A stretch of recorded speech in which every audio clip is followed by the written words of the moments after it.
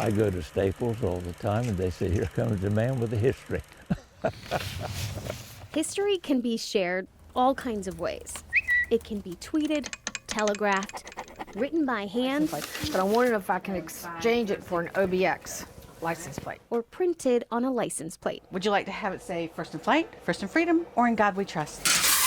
What's part of North Carolina's history is also part of Stanley Beacham's. Back in the old village. Are you through? Mm-hmm. Okay. And at 85, he figures he might as well tell his story in a new way.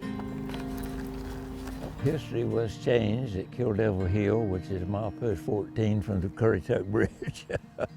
That's where history was changed. Stanley grew up in the Outer Banks. His father did too, calling Kitty Hawk home for generations. It brings back your memories, and it's also such a part of history. Oh, it is our history. We are historical. The Kitty Hawk now is nothing like the one Stanley and his dad experienced.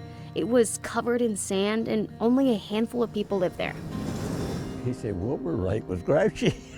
A place that was removed from the rest of the world until Wilbur and Orville Wright, quite literally, flew in. Orville Wright would give the children licorice candy sticks. And I said, Daddy, were they the red or the black? He said, the black. I said, blah. I wouldn't eat one of them for nothing. Here they would find privacy, secrecy, isolation, but then they would find at Kitty Hawk what they couldn't find anywhere else, and that was Southern hospitality. Darrell Collins's expertise is history, the Wright Brothers' history to be exact. He spent 40 years working as the historian at the Wright Brothers National Memorial in Kitty Hawk. The first time the plane was ever assembled was here at the site. So you could imagine building it in parts, bring it down, put it all together, and everything worked perfectly. On December 17, 1903, the world changed.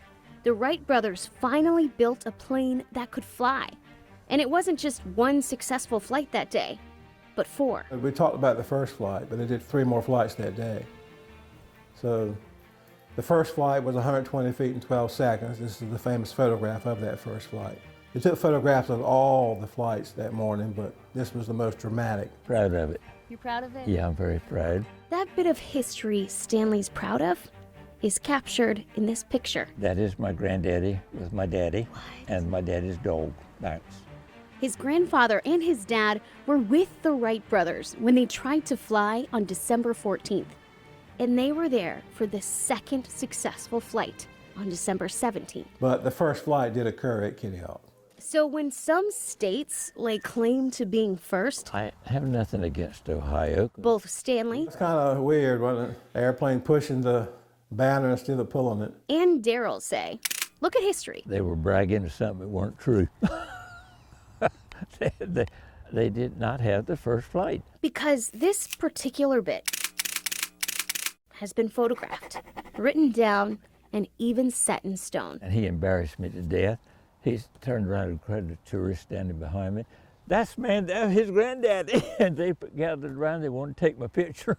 I was embarrassed to death. But there are takeaways from the past, like the lesson Stanley's grandfather had to learn. He said he had to apologize to Wilbur Wright. I said, why?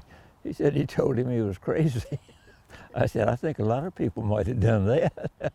So crazy wasn't so crazy after all. And what happened at Kitty Hawk? Well, the rest is history. With photojournalist Jenna Kurtz, Maureen Wertz, Fox 46.